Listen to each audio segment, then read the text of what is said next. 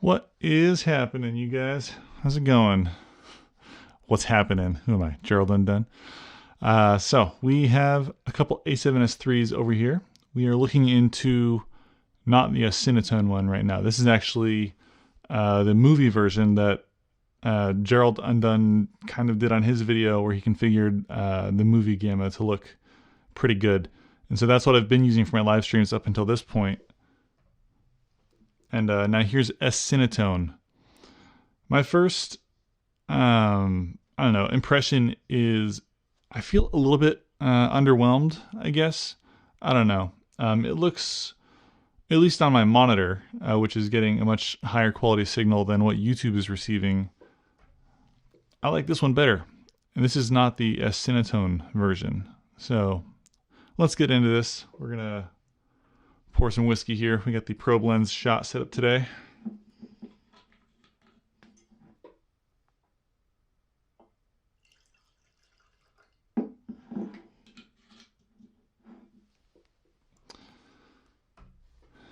Cheers.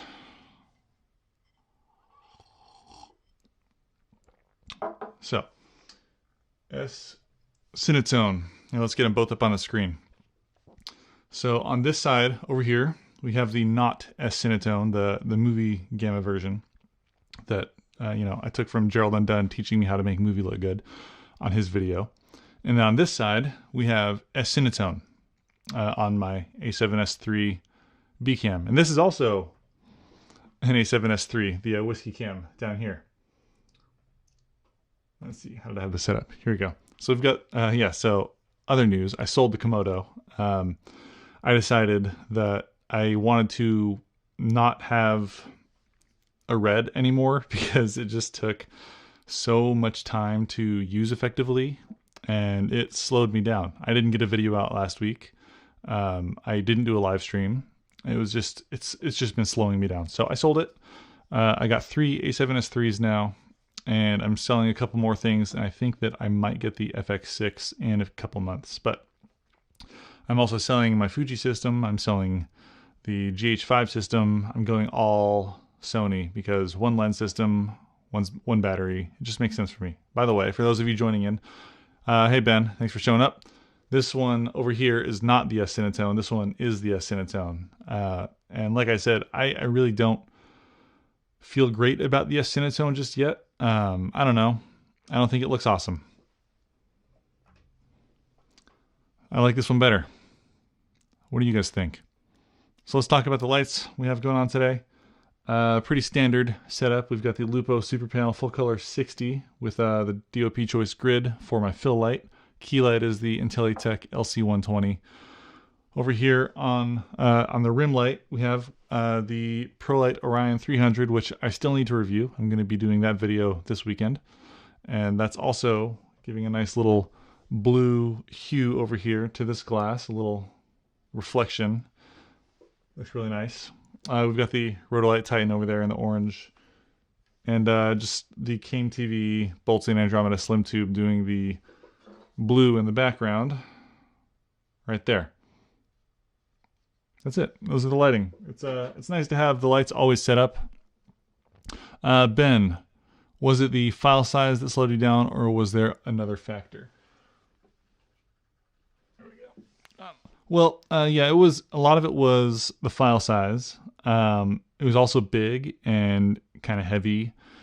The RED, it took 30 seconds to turn on and you had to black shade it or calibrate it, which took a couple of minutes anytime the shutter speed changed more than a fraction of a second or if the temperature changed more than 20 degrees. The file size didn't, I don't know, I don't think the file size slowed me down so much as it took so much more space that I would have to then spend more time managing media or spending more money on media to store those huge files. And that was really frustrating. I didn't want to pick it up and use it. I wanted to pick it up and like admire it and look at it and just, I don't know. It didn't feel like something that, actually here, let me tell you another thing. So this is the not S-CINETONE this is S-CINETONE. So I found myself getting into camera gridlock, where I would just, or creative gridlock. I don't know. It's a fortunate situation of having too much gear and not knowing what to do with it, I guess. I would sit there with these cameras thinking, okay, so which camera should I use for this angle today? Should I use this camera or should I use this camera? And then just sit there and contemplate for too long of, which one should I use for this video? And I just wanted to remove that whole process from happening. So I just wanted to have, I have the A7S3. All right, here we go. Just gonna use that one for everything because that's my only option. So instead of sitting around thinking about what camera to use, it's not even an option. I can just go. And I know that maybe that's not a problem for people if you have a lot of options, but for me, when I have too many options, I just kind of stifle myself. I want to use them all and talk about them all the time. And I just won't use them. I don't know. It's weird. What's going on, Levi? Yeah, sold it. It's gone. That was a quick little affair with the Komodo. Randy, tell us about your FX3 Twitter drama. Oh yeah, so it's not really drama, I don't think. So this is the S-CINETONE, and we'll swap back over here to the not S-CINETONE. This is just movie gamma. Or maybe I don't know. Whatever Gerald Undone told us to do in his video to make movie look good straight out of camera before we had S-CINETONE. So I think the FX3 is a camera it's just a reshelled FX3. I don't really think there's any drama about it. It's not for me, and it has mounting points, and it's probably really cool on a drone, or if you want to attach a bunch of things to it. I guess that makes sense. I think the FX3 should cost the same as the A7S3 because it lost the EVF. I don't know. I don't want the FX3. Again, if I got it, it'd probably just be one of those option things again. Which camera should I use in which place? And I'd stifle my production even further. So now I just have all the A7S3s, all of them. I bought all the ones that were for sale locally.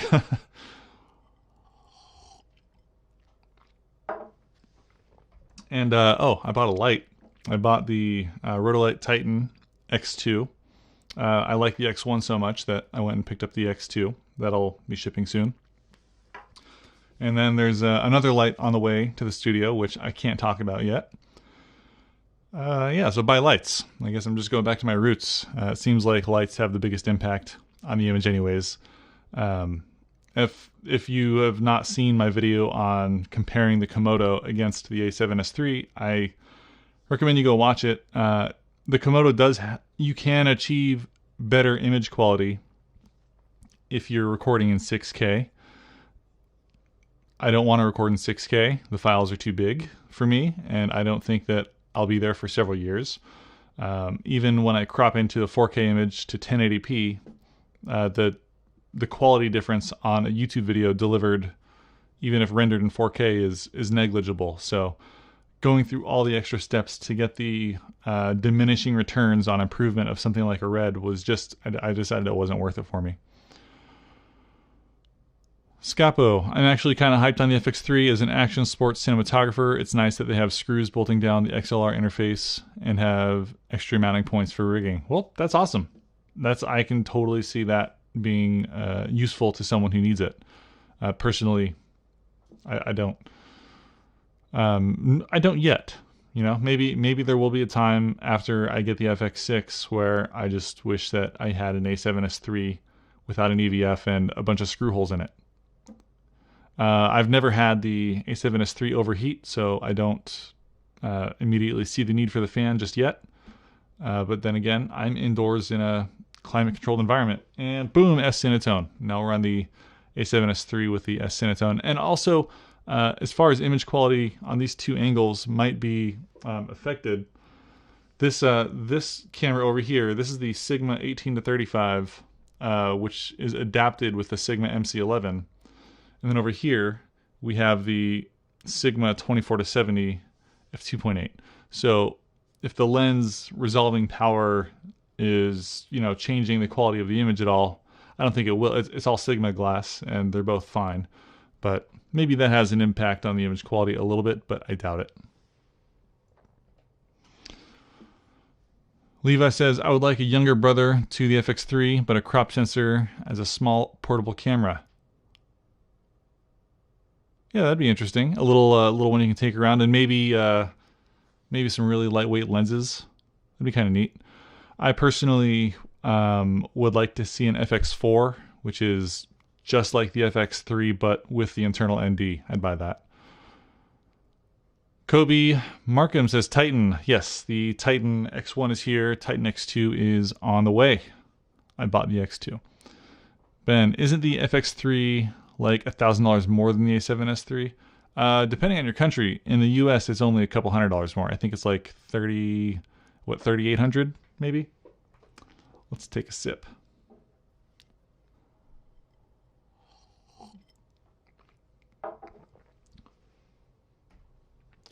And this is the not S-CINETONE look. By the way, also I updated all the A7S3s. They all have S-CINETONE, but for this angle, I'm not using S-CINETONE. I just didn't feel like, like I said, I don't think it looks better than what I've already got over here. What do you guys think? Does this look better to you?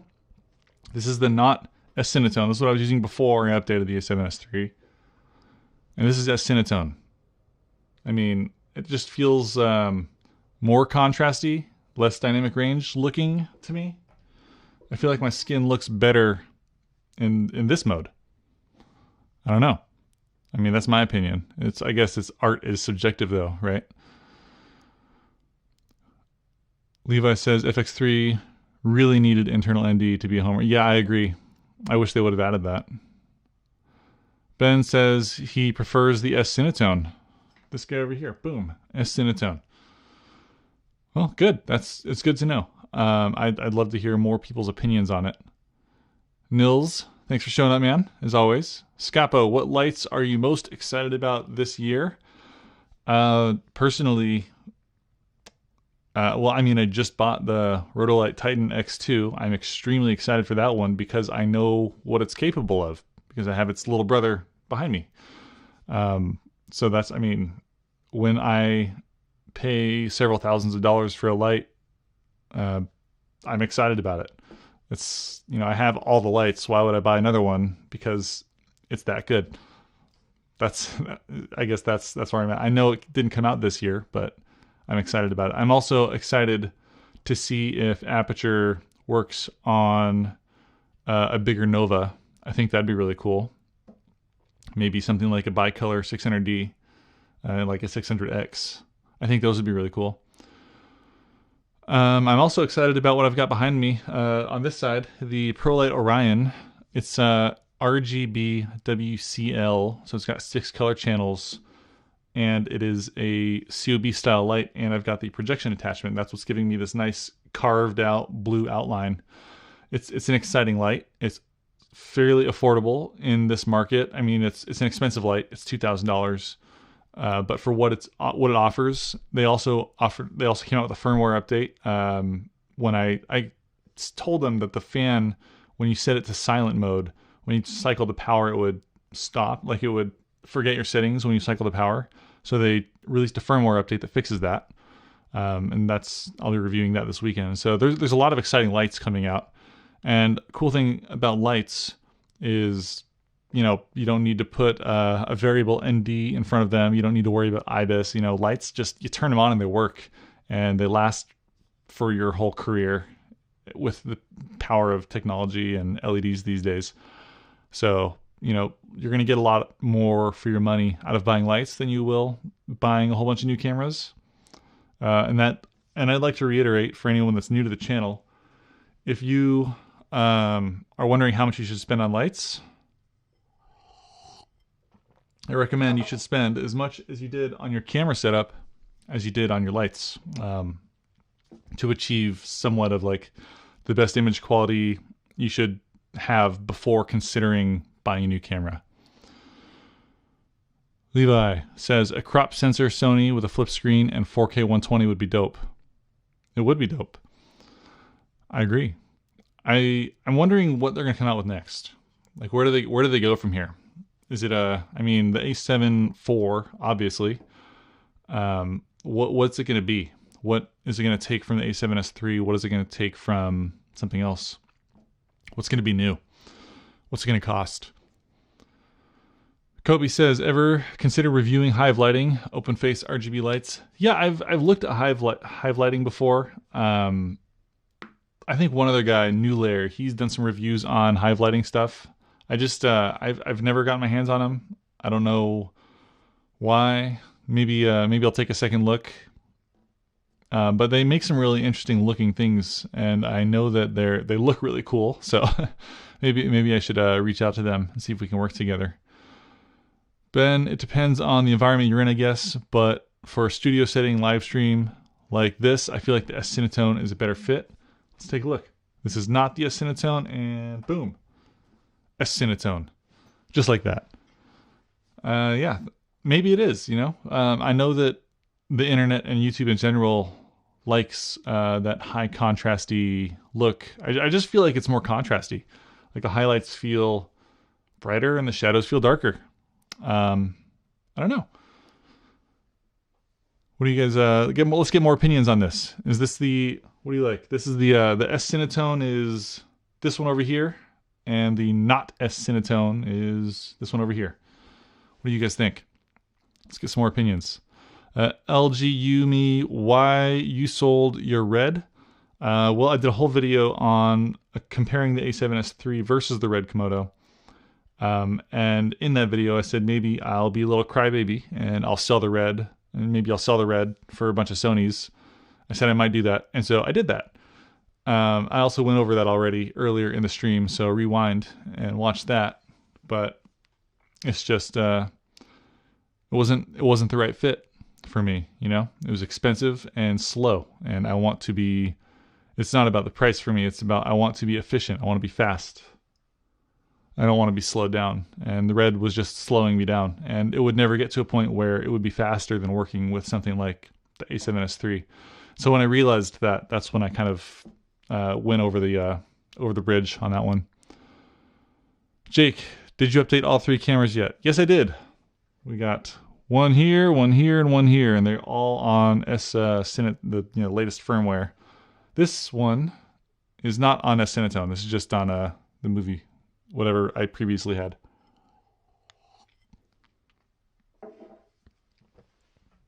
Let's go to CINETONE, S-CINETONE mode. For those of you joining, not S-CINETONE, S-CINETONE. Celadonio Gracia, I probably messed up that name. New A6000 series camera from Sony with some of the new FF tech. Is that full frame? Would be an immediate buy for me. And Jake says, more cinema camera-like. Oh, S-CINETONE. Everyone's saying they like the S-CINETONE. Dan Quixote, or is it? Okay, so Dan Quixote, is that like a play on Don Quixote? I'm curious. Or is that just your name? I don't know. And he says, I love the red record buttons on the back, front, and top of the FX3. Also, it's $1,800 more expensive in the UK. Yeah, solid pass in that case. But yeah, it's cool. It's nice to have tally lights. It's nice to have big, fancy record buttons. Personally, I always leave the EVF turned off or like disabled in the settings in all of my cameras. The only time I've used the EVF, I think, is once, and that was outdoors, trying to help somebody else film something. But I just never use it. I just turn the zebras on, use the little LCD, works fine, even in direct daylight most of the time. So, yeah, I can see that. But it's nice to have, just in case, if it's super bright. LGUMEI, Legumi, I guess. I wonder if anyone has a softbox alternative that can achieve the same effect, but easier to assemble and disassemble store. I have a Godox softbox, but the assembling process is quite awful. A softbox alternative to what exactly? Kobe says both looks are fine. S-CINETONE and otherwise. Camera looks are like denim. Wear what you like. Yeah, I mean, if it's at this point, the camera records so much information, and just you could tweak it a little bit in post and make either one look like the other one. It's subjective, you know. I'm going to go back to what I said with the Red versus the Sony, right? You probably are only really going to be able to tell the difference if you have two identical images next to each other, recording in both profiles, recording the same thing at the same time, to determine which camera is using which profile. Otherwise, you know, if you get your exposure right, you could just up or down the saturation or, you know, some of the colors a little bit and make either one look like the other one. It's just which camera or which look do you like the most personally for the way you want to deliver it? Is this closer to how you want your final delivery to be, or is this closer to how you want your final delivery to be? Personally, I think that I'll still be recording in S-Log3 because I made my own LUTs and I think that they look fine. I really like them. So this is really just a live stream preference at this point. Which one do I like to look straight out of camera for live streams? Because, you know, this one or this one. I think this one slightly more accurate, just a little bit. You know, I was looking at it, you know, in real life versus what I'm seeing on the monitors, you know. They're both set to 5600 Kelvin, same white balance, same everything. The apertures are a little bit different to match exposure. Yeah, I don't know.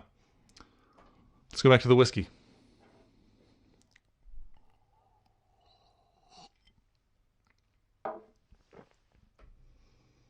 And picture in picture. All right, so now we have both. Let's see if I can line these up to, here, let's see if we can do this. Get this one over here. Get this one over here. Zoom that one out a bit. Oh, now that's weird. Hang on. We're going to do this.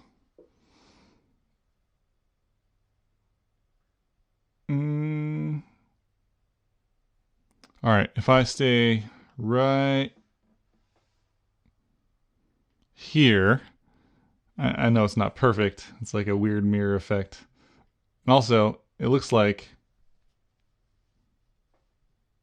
yeah, there's a little bit of a delay on one that's not on the other. They're just slightly different. That's kind of weird. Anyways, so not Cinetone, Cinetone. This is where we're at.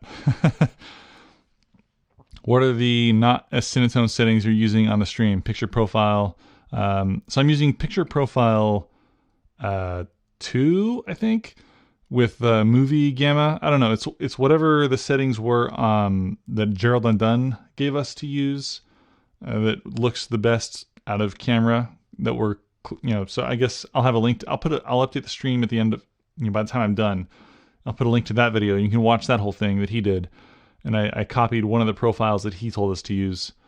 That's the look. I think it looks great. But again, this is just for my live streams.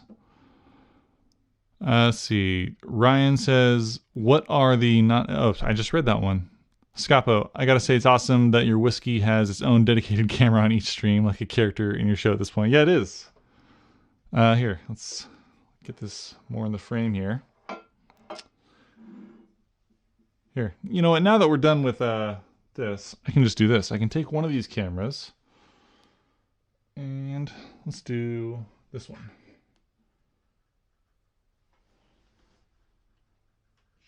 All right. So here's an interesting thing. If you have the Sony A7S3 and you have the old Sigma 18-35, which is one of the best investments in glass that you can probably ever make. You can get the Sigma MC11 adapter and it'll work pretty well for like 25 to 35 millimeters, maybe a little bit further. That's what I've got on this camera right now. As you can see, the autofocus, nice and snappy. It works really well because, you know, the engine that's powering it is a Lamborghini. Autofocus works great. But the problem is if you zoom out to the 18 millimeters, oh boy. Now we are looking through a keyhole, it looks like. The image circle does not cover the entire sensor. So, that's what you get if you have the Sigma 18-35, which is a little bit disappointing because I really love this lens, and I've used it on the GH5 for years.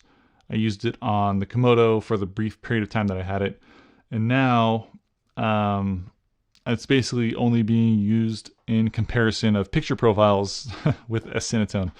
It's probably going to go on the shelf and collect some dust for a while, but I would say never sell your lenses if you're upgrading to the A7S3 from like a GH5 or something, because there's a saying, and everyone's probably heard it. It's marry the glass, date the body. It's when, in a few years when new camera comes out, or maybe when the Komodo, goes on sale, some people are offloading it. There's going to be cameras that can utilize this lens, and this lens is never going to go bad. It's good glass. So this one's probably going to go on the shelf for a little while, but it's not going to go away. And it also works if you don't need that wider angle. You've got a 25 to 35 millimeter, and it works just fine. The color is excellent. It's sharp enough for the A7S3, which is only a 12 megapixel sensor. It's good glass, so there you go. Jake says, I prefer S-CINETONE overall for the contrast and the highlight roll-off, but I do like the saturation a bit better in the non-S-CINETONE. Thank you. Scapo, is that a Canon mount Sigma 18-35 adapted to Sony? Yes. This is the EF Sigma 18-35 with the Sigma MC11 adapted onto the Sony E-mount. There we go. And this is also the Laowa Cine probe lens. Doesn't have a Sony E-mount. It does have a Laowa probe lens. There is a Laowa probe lens that has an E-mount, but the Cine version does not. So this one is also using a Sigma MC11 to adapt from EF to Sony E-mount.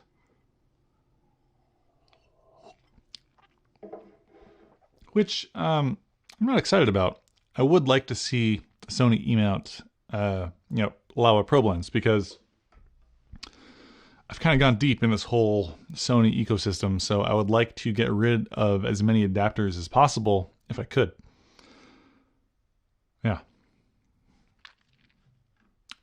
That's about it. That's where we are tonight. It's a quick stream, about 30 minutes, but it was on time. We'll just do some Q&A here. If there aren't any questions, I'm going to cut this one off. If we get into a good discussion, then we got another 20 minutes. Ben says, that lens gets made fun of so much with the BMPCC users, but it's honestly my favorite lens and probably always will be. Yeah, it's just a good lens. If actually, might as well announce it on the stream here. If anyone is looking for a GH5 or a Fuji X-T3 with 16 to 55, I'm selling those systems, both with a lens, and the GH5 will come with the Viltrox adapter. I'm not going back. Shoot me a message on Twitter, make a deal. I will probably not want to ship internationally though. Yeah. I've been trying to sell some of the gear that I just don't see myself using, because then I can reinvest back into the channel, pick up the FX6, do some videos about it, buy more lights. Mattis NYC. So what do you think about the Fuji GFX 100S for video? It's a big camera. I think that it's cumbersome. I would prefer the X-T3 or the X-T4 for working with on creating video personally. It's just the GFX 100 is a big camera. Actually, the GFX 100, is that the same form factor as the GFX 100S? Because I review the GFX 100. I imagine it's just, like any other S series camera, just different tech inside. Yeah, I wouldn't prefer working with it for video. The lenses are huge, right? They're very, very big. The autofocus makes a lot of sound on all the medium format lenses. I just don't, I mean, it makes beautiful looking images, it makes beautiful looking video, but just working with it for video, for that budget, instead of just picking up something that's a dedicated camera meant for video, or at least more meant for video and not entirely meant for medium format photography, I'd prefer something like smaller and better, easier to use. Dan says, haha, I'm from UK but live in Spain, in the area where Don Quixote was based and written, and my name is Dan. It's morning here. Awesome. Thanks for answering that. Ben says it's 1:30 a.m. here on the East Coast. Well, thank you guys for joining me so late and or early, depending where you are in the world. Another thing I liked about switching all to A7S3s, this is the S-CINETONE angle. We'll go over there now. Wait, is it? No. Which one is which? Yeah, this one was on S-CINETONE. Okay. Yeah. I was confusing myself. Too many of these damn things. All right, let's get back over here. Let's get nice and tight. All right, so another thing I really liked about switching all to A7S3s is I have a whole shelf in my closet area dedicated to batteries and battery charging, and it's really frustrating. So getting rid of 3 different camera systems and just going on to one single system, I'm going to get whatever multi-charger they have for the batteries for the NPF Z100s, which is what the A7S3 uses, and just stick them all in there. It's going to save me several outlets and a lot of space. So, you know, space is at a premium in a small studio like this. And then not having to deal with a whole bunch of different types of card readers and media. It's really convenient. Getting rid of some of the old camera systems and all the old lenses. It's just a lot of things in moving to a single system is really advantageous to a person like me. Cinetone's looking good. Hey, Robert, thanks for showing up, man. Yeah, I'm a Sony boy now, so we're like best friends. Scapa says, found you on TikTok today. What are all the platforms you're active on? I'd say mostly YouTube and Twitter. I do have a TikTok. I used it for 1 week to see how many followers I could get in a week. It was like 6,000 or something like that. I'll periodically put something on there just for fun, but mainly Twitter and YouTube. Sometimes I'll Instagram. Ben Folsom says, do you find yourself getting too caught up in gear and specs sometimes? Yeah, of course. I'm a YouTube tech filmmaker, reviewer channel, whatever the hell you want to call me.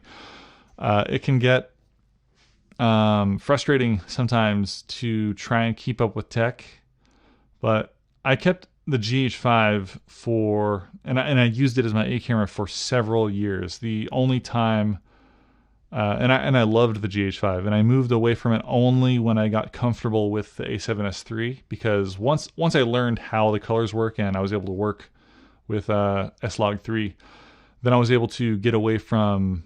Then I was able to compare that against what I was creating with the GH5. I recorded a couple of videos in synchronous, so I had A camera, B camera right next to each other. And I just really liked the colors that were coming out of the A7S3 better. And then upon inspection, the image was just way sharper out of the A7S3. And it also saved me so much time, because there was just never having to worry about the autofocus missing, because it's fantastic. It does better than I can do. I've missed focus with the GH5 a few times to where I've had to re-record an entire video. And in some cases, that means missing a weekend of posting something.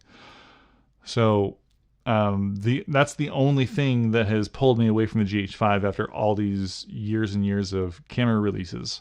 And so I can see myself probably sticking with the A7S3 for a solid 3 to 4 years now. And because of that, that's why I bought 3 of them and got rid of the Komodo. It's just, if that's my camera, I'll know how to use all of them equally. And then at this point now I can just leave the lenses attached. I bought the Sony 35mm f1.8. That's going to be my A camera most of the time. For variable angles, I'll be using the Sigma 24-70, and then I'm always going to leave the probe lens attached because I want to use the probe lens more.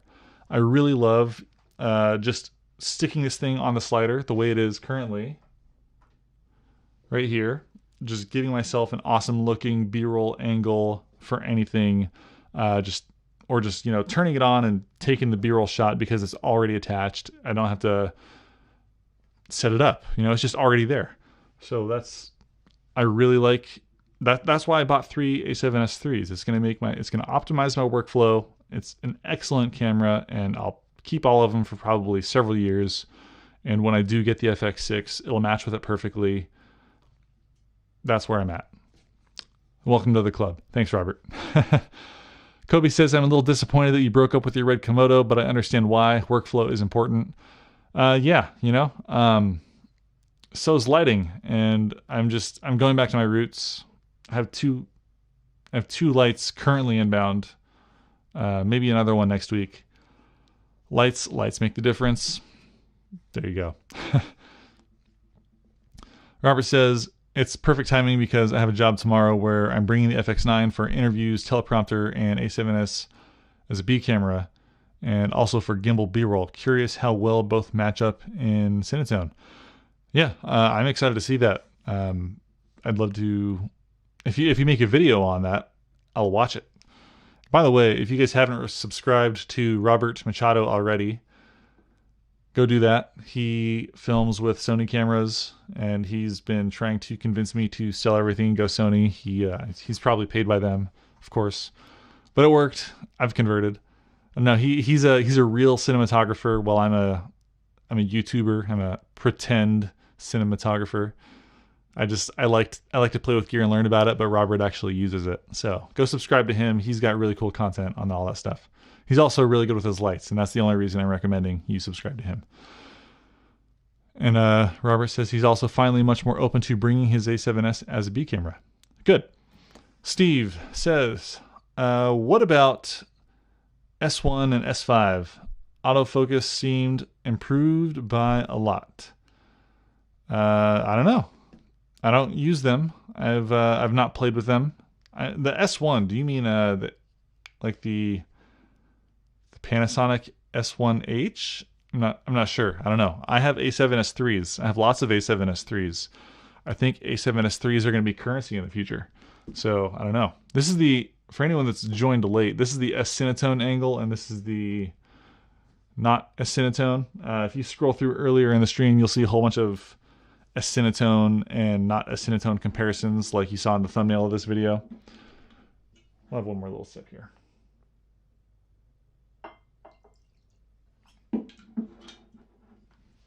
And everyone should buy a probe lens because probe lenses are awesome.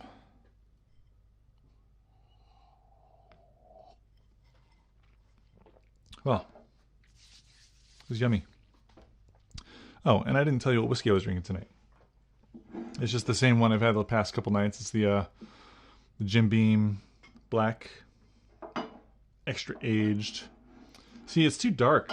I didn't light for the label. I didn't intend on doing that, so I've messed that up. That was a failure. Maybe I can do this. Maybe I can backlight it with my phone. You guys can see it. Let's see if that works. Yeah, see? It's just my phone light. Doesn't that look a lot better? You know? It looks like a commercial already. Lights, you know? It's not always the type of light, it's just how you use them. Alright, I don't have anything else to tell you guys. Click on my affiliate links and watch my videos on repeat for the next 6 hours, I guess. Yeah, I'm out. I'll see you guys next week. Thanks for showing up. Thanks for listening to me ramble about the S-CINETONES, which would be a really cool band name for a bunch of cinematographers, the S-CINETONES. I'll see you guys next week, and watch out for my video this weekend. I'll be reviewing a light, because that's what matters. See you guys next time. Peace.